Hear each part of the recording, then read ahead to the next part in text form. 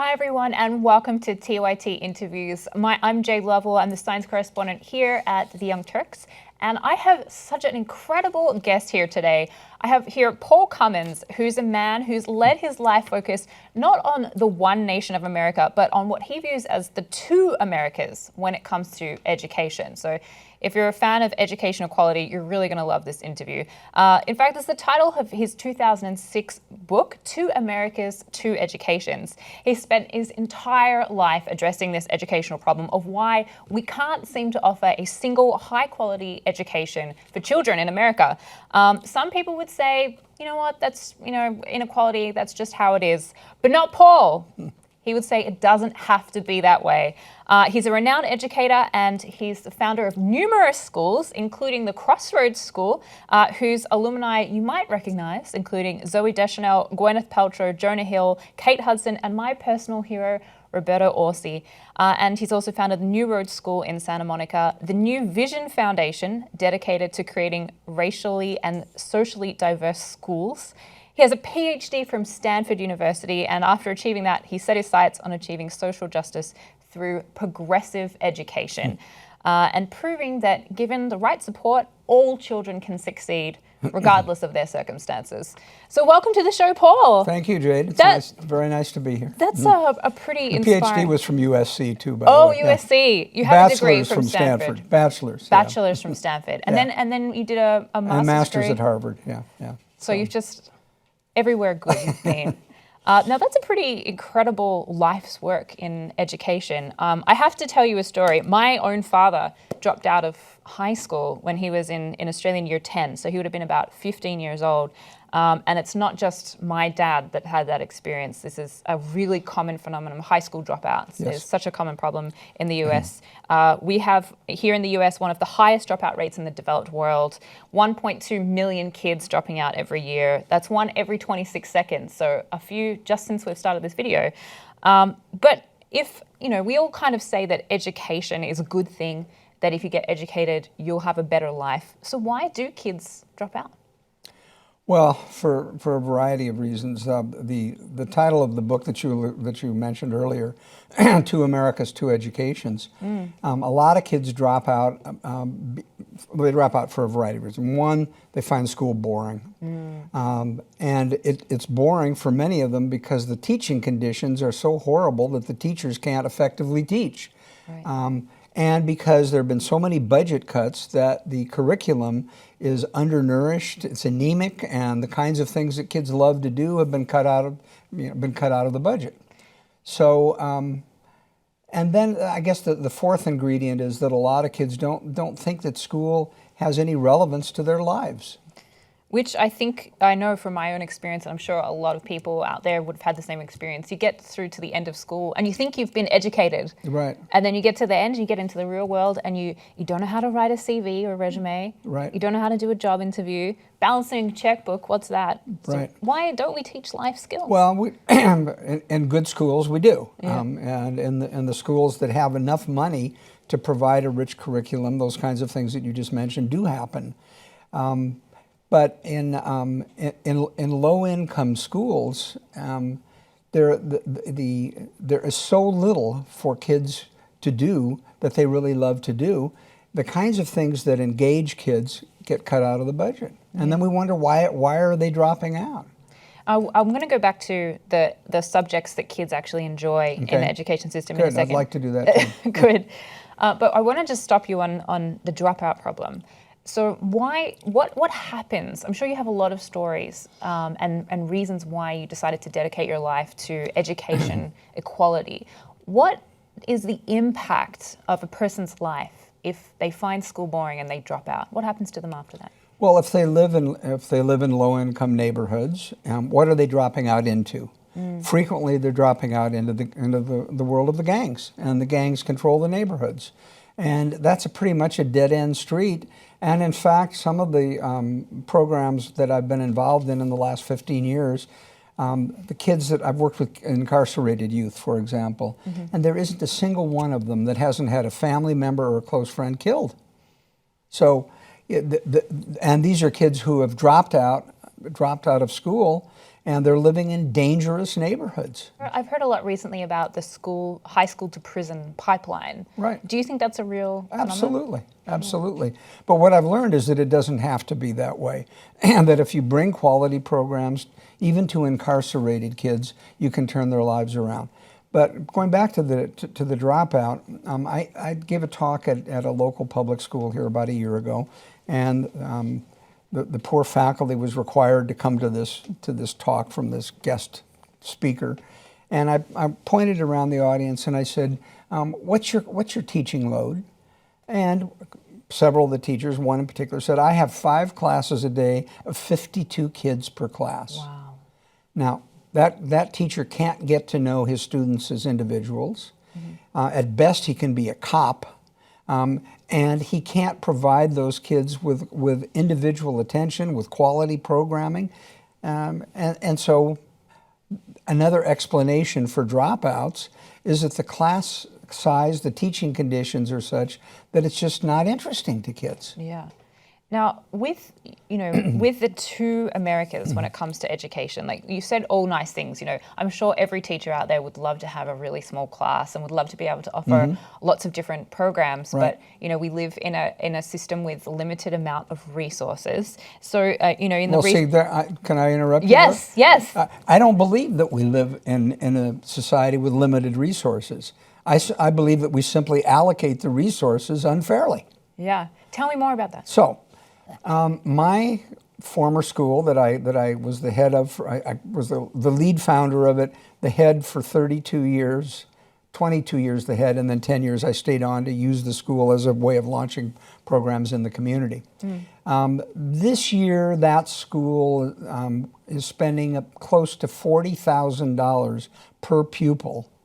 The Los Angeles Unified School District here in Los Angeles is spending ballpark $10,000 per pupil. So Crossroads is spending 4 times as much money per pupil for kids who are many of them already privileged. And how does that translate out into the schools? Well, the way it translates out is that the kids at Crossroads get everything. They get the most incredibly rich curriculum, and the kids in the lower income neighborhoods don't. And people say to me, "Well, Paul, that's just elitism on the west side of Los Angeles." I say, no, it's not elitism, it's quality. And why is it that only wealthy and well-to-do children and young people should have quality, but if you have the misfortune of being born in a low-income neighborhood, sorry, Charlie, you don't get quality. Yeah. And that's what's wrong fundamentally at the core of this country. We get sold this idea that we have equality of opportunity, so that everyone starts off roughly the same, and if you just work hard, you'll get to the top. But it doesn't sound like that's well, it's a phrase that people love to toss out, equality of opportunity. But in order to actually have that equality, you would have to fund it, wouldn't you? And so people say, "Well, Paul, wait a minute. If we had to spend $40,000 per pupil rather than $10,000, that's 4 times as much money. Where would that money come from?" Well, there's a lot of places it could come from. If you don't mind me showing my political slip here. I think you've already shown. I think I from showing showed up. It. All right. we might know. So it's there. I'm a progressive, a liberal, whatever. The progressive education in your introduction might have also given it away. Is the answer just throwing more money at the education system? Well, it's a favorite line of conservatives and right-wing people. You can't solve problems by throwing money at it. Now, of course, when they spend money on the military-industrial complex, that's investing money. But when you spend money on a poor child's education, that's throwing money, as if we just stood at a window tossing the money out, out the window. Yeah. Well, that's not what I'm talking about. What I'm talking about is let's say, just for easy openers, why don't we cut the military, the defense part of the budget, cut it in half, and then we'd have an awful lot of money for education. What would you do with that money, Paul? Well, I would cut the class size in half. Which means that I'd have to hire 100% more teachers, right? I would pay those teachers. I would train them really well, and then I would put them in the classrooms and give them give them the freedom to be the creative teachers that we would find. Yeah. We in Finland are just upside down. In Finland, they go out and they recruit the top students in colleges. They pay them really well to attract them into teaching. They give them a rich training program, and then they put them in the classroom and give them the freedom to be the creative teachers that they are. We do it just the opposite. The bottom third of teachers in America go into teaching. We don't pay them very well. We don't give them very much training, and then we put them in the classroom and impose all this testing apparatus upon them, and they can't be the creative teachers that maybe some of them might be, and they leave the field. Not only are we having dropouts among students, we have a fairly high dropout rate among teachers. That's incredible. Yeah. I never knew it was a teacher dropout rate as well. Teachers are finding that this mania that we have with standardized testing and high stakes testing and accountability and common core standards and all of that kind of stuff, it squeezes the joy out of education for teachers. I would love to Not hear, only students, but teachers. I'd love to hear from any teachers that are out there if the way that we're running the education system now, how you're enjoying it. So do let us know on TYT interviews and in the comments. I just wanted to talk about the finances, because like you say, if we halved the military budget and spent it on other things, we could do a lot of stuff, including have a wonderful education system. And you compared us to Finland. Finland has around, I think it is 5 million people in their country. They obviously have an easier situation to deal with. They don't try, they're a homogeneous society. They don't have the huge numbers that we have. But we could do a far better job and by investing money in our lower income schools. So what happens to the curriculum in these schools? Is it okay to go there? Yes, yeah. Okay. So tell us a little bit about, I'm interested to know the difference between what is the average school experience, so if you're in a low income school, and compared to what it would be at Crossroads. Okay, well at Crossroads, not only do you get small classes for your English, history, math, science, and foreign language, the so-called 5 solids.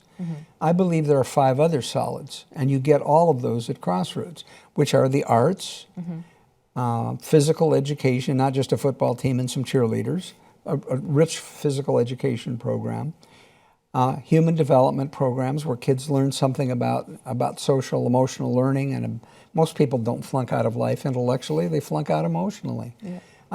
Community service. One of the things that gets kids really wanting to come to school is helping others and learning about problems in society. And then the 5th one, of course, which is critical, is environmental education. How are we going to solve the problems of the planet if we graduate generations of kids who've never slept under the stars, never walked through a forest, have no relationship with the natural world? And so they don't, clear-cutting, fracking, all of that kind of stuff, it doesn't mean anything to them because there's no relationship with that world that we are systematically destroying.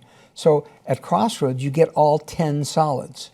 And what the 5 other solids that I just mentioned, arts, community service, human development, physical education, and environmental, they're all hands-on, they're experiential, they're project-based, they engage kids.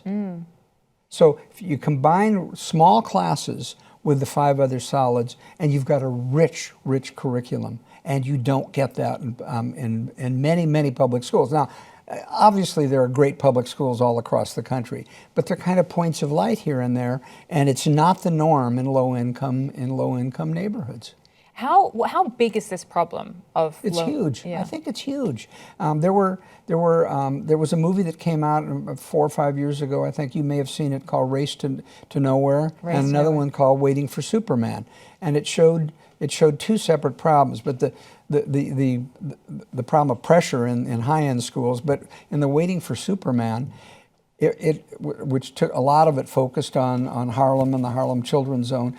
And there were all these parents coming to these lotteries, and if your kid didn't get in the charter school, you felt like your kid's life was doomed. And it's a bit like that going into college too. I know, I teach at the New York College of Science, and having students that are just, they're 16 and 17 years old, thinking, if I don't get accepted into Harvard, if I don't get this free ride, that my life is over. There's But this of course, they're incredible wrong pressure. on that one, is because if they think they can maybe get into Harvard, the odds are about 99.9% that they'll get in somewhere else. Yeah. So kids who have had a good education in independent schools and in some, high-end suburban schools, they're going to college. I'm glad you mentioned that, because there was a study, I've actually seen this study replicated a couple times, where they took the top 250 colleges and they looked at the admissions quartiles, and then they looked at the economic quartiles. So your top 250 schools, where does their enrollment come from? Obviously the top So- economics. 75% comes from the top 25%, from the top quartile. The next 22% comes from the second and the third quartile. So now you're up to 97%. So the bottom quartile of economically in the United States is sending 3% of its children to these top colleges. Yeah. The message there is, you're born poor, you stay poor. Yeah. If you're born poor, you don't have the opportunity of education, so you can't get yourself out. So this sort of shibboleth that a lot of conservative, right-wing people like to toss out about, well, I believe in equality of opportunity. Well, I would say, first of all, you don't. Yeah. Because if you did, you'd fund it. And secondly, it's easy to say, but until you fund it, it just doesn't exist in this country. Now, I want to stop you on that point of Republicans, because we're coming out the end of a Democratic presidency. We've been here for 8 years, and the problem is still here. Yeah. So is it a strictly Republican issue? No, it isn't. I'm not really thrilled with either party's approach to education. The Obama administration, they did a lot of wonderful things, and Arne Duncan's a very intelligent guy and did good things.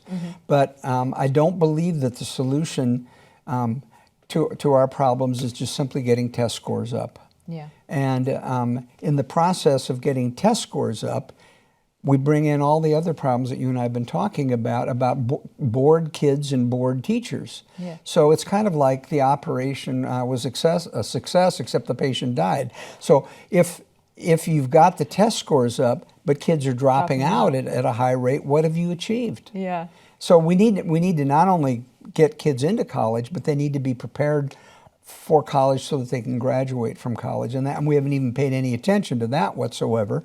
And we as a nation give very little federal dollars to education. We give all sorts of federal dollars to defense. Yeah. But for all of our talking out of one side of our mouth about how important education is, we don't fund it. Now, I just want to add in a point there that will hopefully appeal to the economically or fiscally conservative people out there. It costs the state over $100,000 a year to incarcerate one juvenile. And as we know, people with a poor education, people who drop out, are far more likely to end up in juvenile prisons. But it only costs $9,000 to educate one student. And even if you take Paul's recommendation and lift that to $40,000, it seems like a lot cheaper than $100,000 per year. Depending on how many years they're in prison, it could be millions of dollars. So it seems like it makes economic sense to improve schools and to reduce the dropout rate. And in fact, I've had a program at a place called Camp Gonzales here in Los Angeles.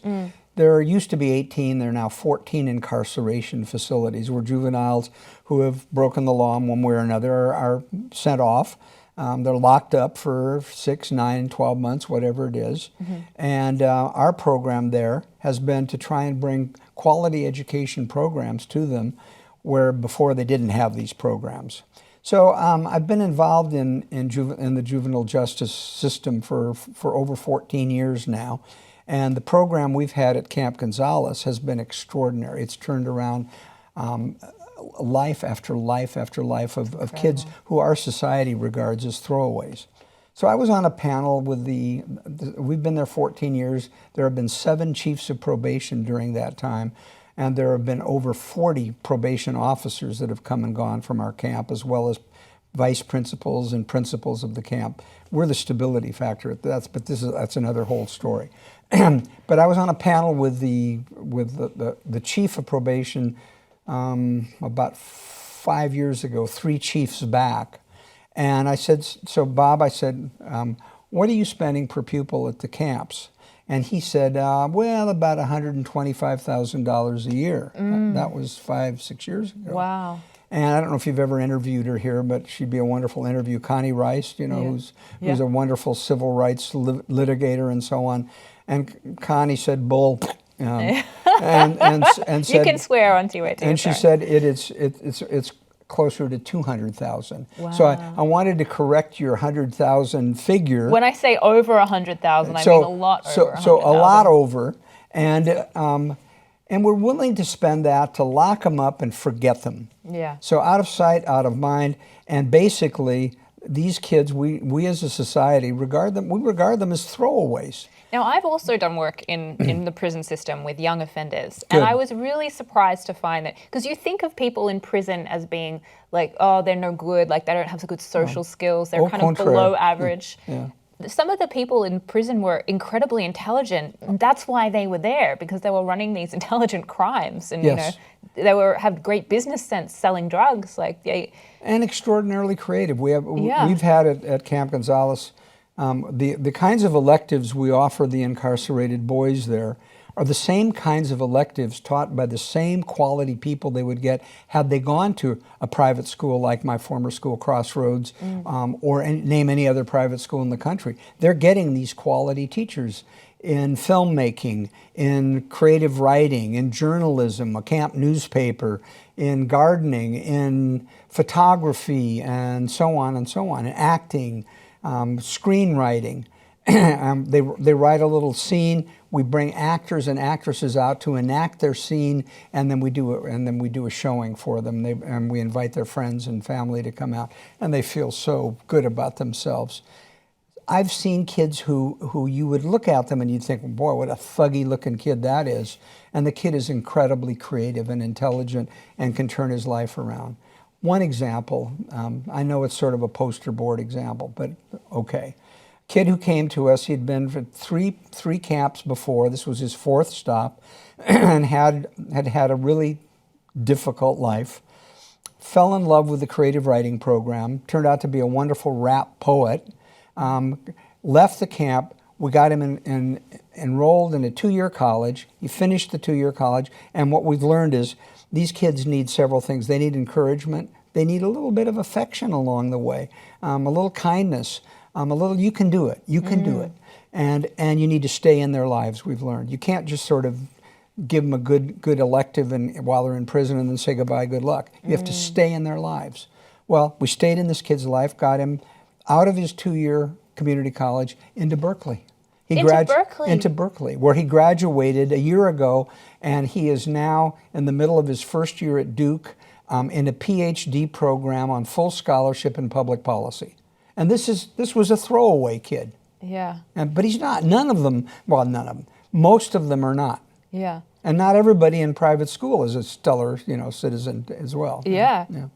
That's just incredible that we're willing to spend $200,000 around. Well, and then it comes. You remember that commercial? The easy option. Remember that commercial years ago about the mechanics? You can pay me now, or you can pay me later. Do your upkeep on your car, and then you won't. In education, if we would simply give every kid in America a quality education, we would save billions of dollars. Yeah. But we haven't figured that out yet. Now that's what I want to ask you, because it seems to make economic sense to me. Not only does it save money for the taxpayer that doesn't have to spend hundreds of thousands of dollars incarcerating people that didn't need to be there in the first place over many, many years. So potentially, an education system is like 12 years compared to, twice that they can potentially end up in prison or even lifetime sentences.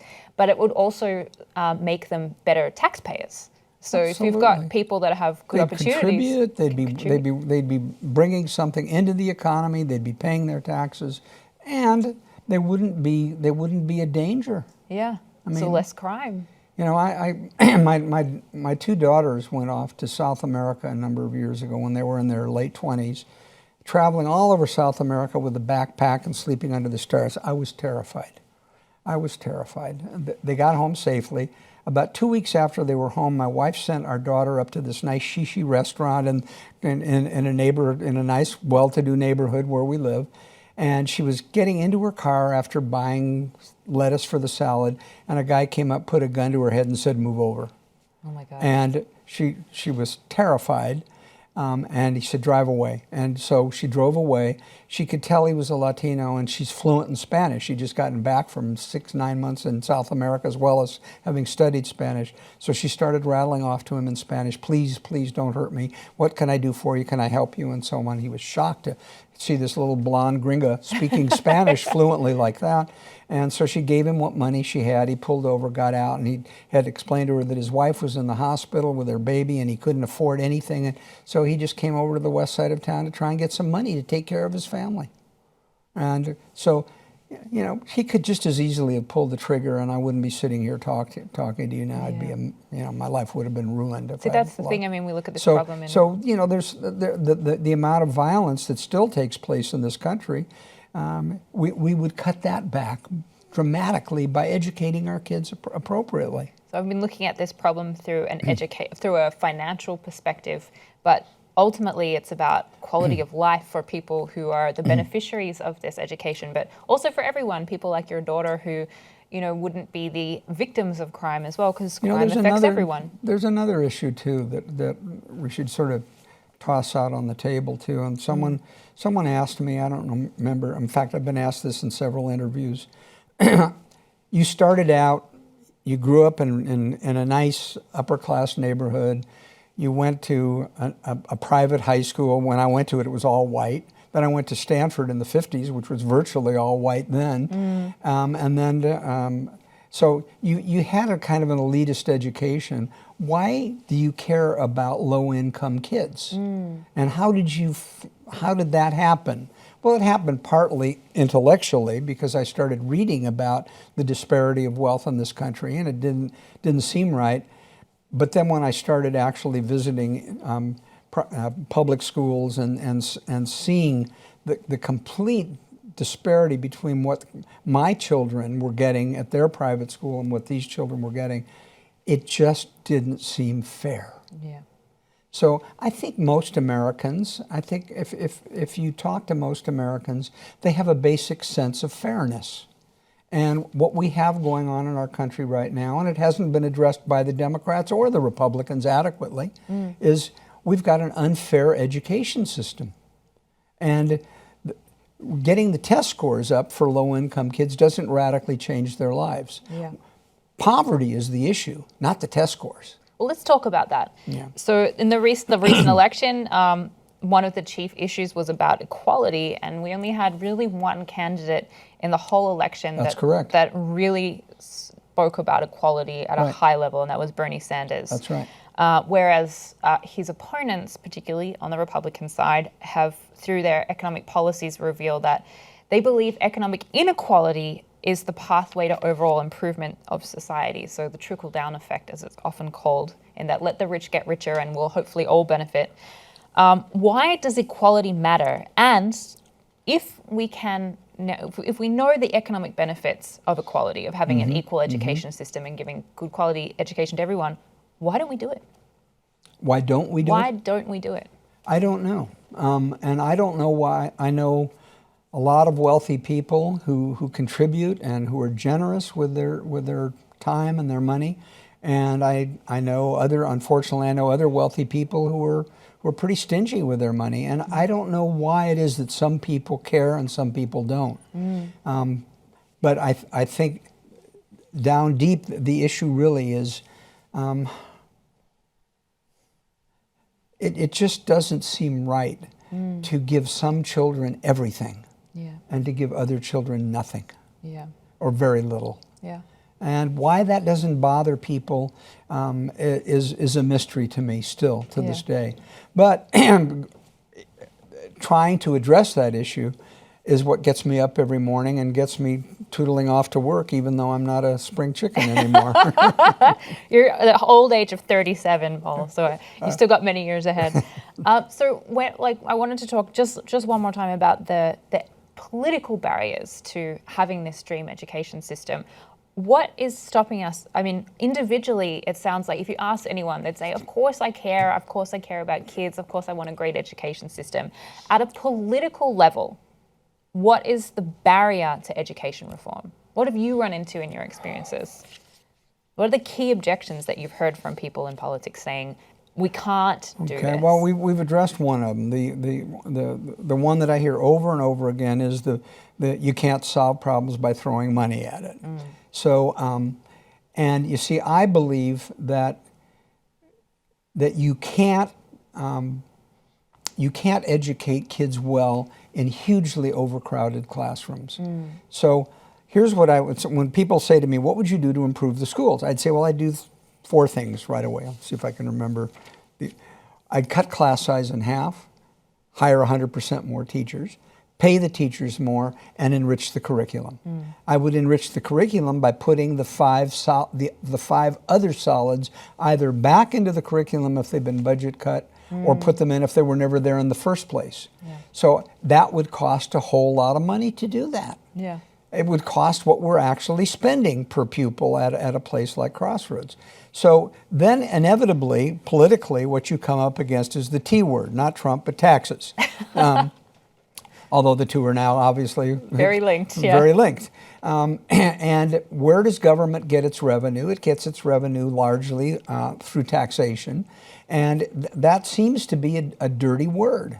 So I know I have a very good friend who is a Republican, and we get into this argument all the time. And he says, well, you believe in redistribution of wealth, Paul, but I believe in redistribution of equality, of opportunity. And I say, well, wait a minute, Bill.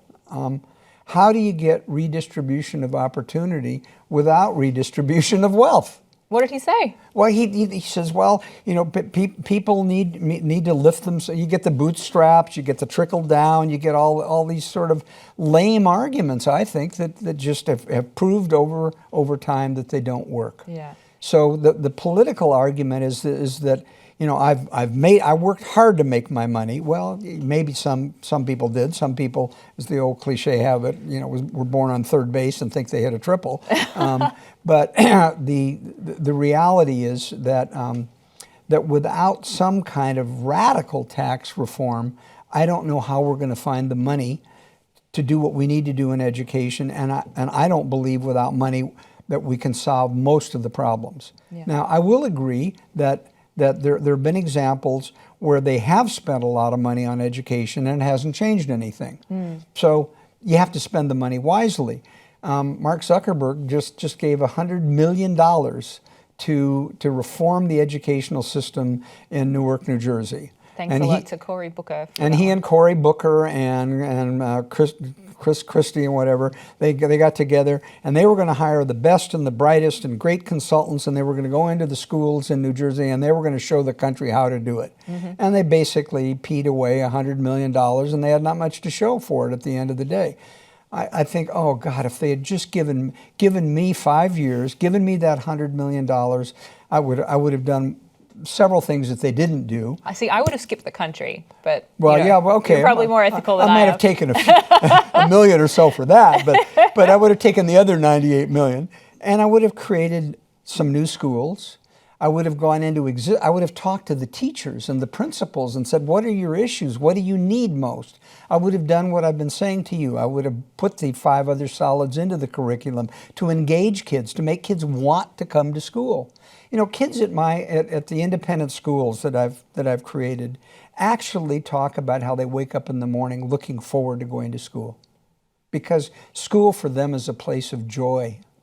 And in so many low-income neighborhood public schools, you say something like that and people look at you and they laugh at you. To say, joy, education, it's like the two don't have anything to do with each other.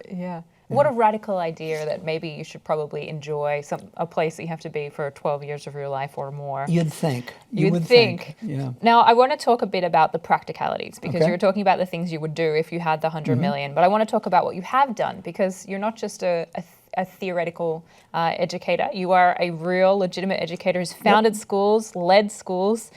Your latest book is Confessions of a Headmaster. That was a catchy little title that my publisher liked. She thought we might get a reader or two. Actually, people have liked it, even though the title kind of promises more than the book delivers. There's nothing terribly salacious in the book. But some good solutions. But there's, I think, some good solutions, and there's a story of how Crossroads came into being and how some other schools that I've helped found came into being. There's a chapter on what happens at Camp Gonzales, and so there's a discussion of juvenile justice and so on. So yeah, it's a good read. I'd strongly recommend. It's a recommend. good read, and it talks about the 6 schools. 5 of the 6 schools that I've been involved in creating, 3 charter schools, 2 independent schools, Crossroads and New Roads, and then this past September, a friend of mine and I started a brand new school called Tree Academy, T-R-E-E, thinking R for creativity with a little C, we cheated on the R, E for engagement, and E for empowerment. And so I've helped start 6 schools, 3 public and 3 private. So I want to talk about that. If your life's mission has been to address this problem of 2 Americas when it comes to education, what would you say are your 3 biggest achievements? Well, I think my 3 biggest achievements probably are actually starting all these schools, and even the 3 private schools are not, strictly speaking, not elitist. Crossroads School, the first school that I was the lead founder of, is now 42% students of color. Incredible. So you can travel virtually all across Los Angeles Unified School District and find very few schools that are integrated. 90% of Los Angeles's public schools are non-white. Wow. 90%. So how do you have an integrated school? Yeah. Whereas Crossroads is 42% students of color, New Roads is 50%, and I've started a new school called Tree that I just mentioned, and it's about 40% students of color right now. So even our private schools are not elitist per se. Yeah. So anyway, how are they not elitist, though? I'm wondering. Because we have a rich financial aid program, and which enables people to come and pay whatever they can afford to pay. And so the financial aid program isn't only for students of color, but a high percentage of the financial aid does go to students of color so that they can go to a school like Crossroads. So when you talk about equality, you mean it in a serious way? Yes, yeah. That's one way of trying to level the playing field a little bit. Yeah. And the thing is about once you get in a school like Crossroads or the new school Tree, you're going to college. Yeah. It's a given. So that's one thing that I've done that I'm proud of. I guess the other thing that I've done is to create this program at Camp Gonzales, which now after 14 years has had a big impact on all the other camps. The other camps are now putting the arts into the camps. And they now realize that I'm not the only one who's been saying this, but I've been able to take a whole lot of educators out to Camp Gonzales and show them what we're doing out there, and they see that it works. They see these kids with tats all over them and tough-looking kids all engaged in doing the cropping of their photograph or writing their rap poetry and totally engaged in the arts and loving it. It's so bizarre that here, these are kids who have gone through our public school system.